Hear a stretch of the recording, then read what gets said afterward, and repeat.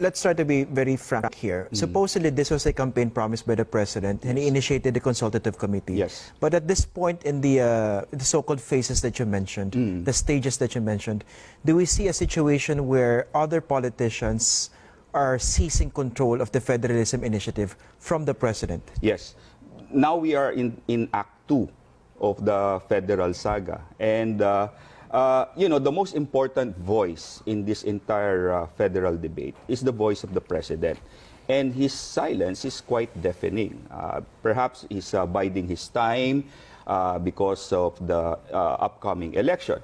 But it is exactly the electoral calculus, not only of the 2019 midterm elections, but we are also looking forward to the electoral calculus of the 2020 presidential election. And we are already seeing the mobilization of political forces, the reconfiguration of political alliances, and we are seeing that perhaps federalism might still be realized under this administration.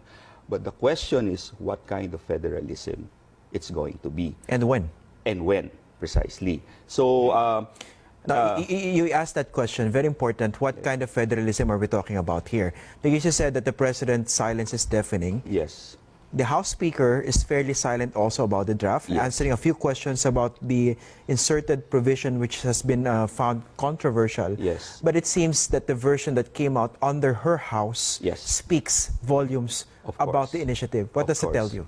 Well, of course, and I think I've already mentioned this in our previous conversation, that it merely confirms the suspicion of most sectors that the House cannot rise above their partisan and personal interests and their political interests. So, but of course, politicians being politicians, they're, I mean, that's par for the course, no? That's part of their game, no?